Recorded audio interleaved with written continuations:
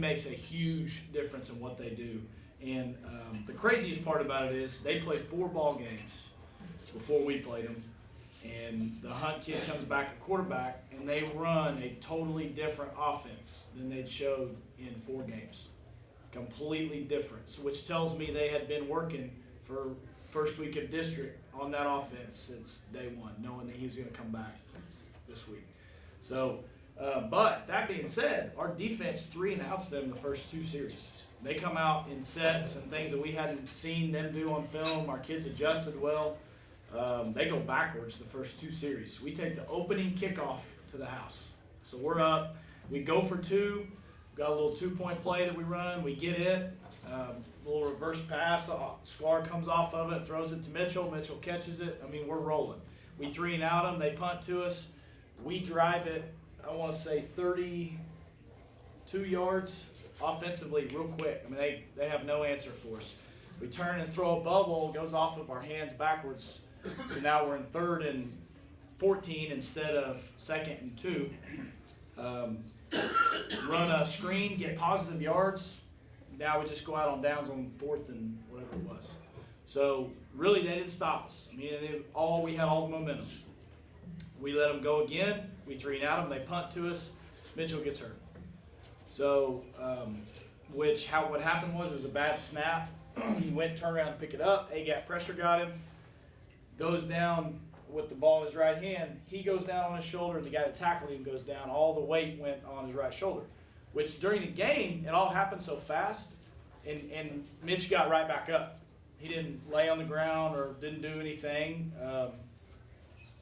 I mean, you want to say, hey, remember that one time you slid on 4th down? Like, that would be the time that you slide. But he jumps back up. He's fine, so I'm calling the next play. We call boot to the trips. He comes out at Coach Walters out because I showed him the video. But I don't know he's hurt. Nobody knows he's hurt.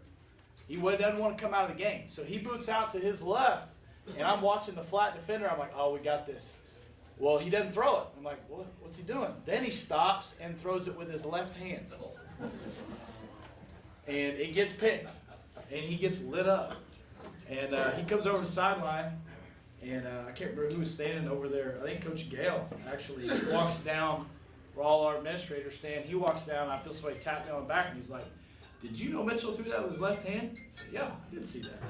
He goes, you think he's hurt? I said, he better be. I sure hope he is. I mean, because we go down there and check him out, and he actually came back in the next series and threw 1 pass, and it wasn't bad, but you could tell that it was hurting him. So he had a slight AC sprain on the shoulder. I made the decision to hold him out. It's really, really, really tough decision because I'm telling you this with all my heart. If he's in the game, I think we walk out with a W. If he plays for 4 quarters, I think we get out of there with a win. But what I didn't want to see happen was that kid get hurt and it cost him the rest of the season. Because if we don't have him the rest of the season, that changes completely what we do. That being said, our backup, somebody asked me a couple weeks ago what would happen if Mitchell got hurt. Well, our backup is pretty good, but he's been coming off injuries. He has not practiced safety, running back, or quarterback in 3 weeks because he can't get through a week of practice. He got swelling in his knee, in his ankles. He's just trying to get healed up. So now he gets thrown in a quarterback. And that's one of the gutsiest things I've seen a kid do in this will be my 11th season of coaching, is what he did at Hennessey. I mean, he is hurting just before the snaps first of the game and comes in, has to play quarterback, and is taking shots, trying to run the offense. The guy hadn't got reps since he played quarterback last year because he's been hurt. And we go in at halftime down 28-8, and that was off. They scored 2 touchdowns on 3rd and plus 15. 1 on a fade, 1 on a short that they ran in. So the momentum, if you guys that were there, I know Hars was there, it was not good going into halftime. It was a feeling like maybe some of the Hennessey Alva games you've seen before. And I saw one 2 years ago where it was just fixing to get ugly. And our kids come out in the second half, and I'm so proud of their effort and their guts. They didn't do a thing offensively, not at all. I mean, we go and hit them right in the mouth, 3 and out them. They punt to us. We drive it down, turn it over on downs, get it back, go 70 yards and score. Freshman tailback Dalton Hess has 52 yards on that drive. And Austin throws a touchdown pass to Hayden. Now all of a sudden, momentum changed a little bit. We get the ball back after they go 3 and out. We drive it down. We punt it to them, which we talk about special teams being big. Up to that point in the game, we are owning special teams. I mean, it's not even close. So we punt it down, pin them on the 1. And you talk about how big that is. They throw a pick 6 on 3rd down off the 1 yard line to our linebacker. Now it's all of a sudden we have momentum. I mean, there's no question about what's happening.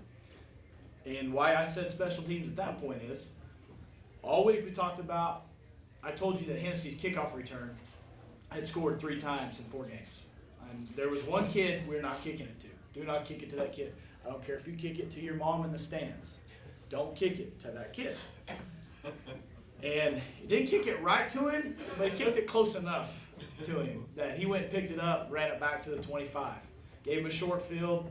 They worked it, got in, scored, took the momentum right back. Otherwise, it's a one touchdown game.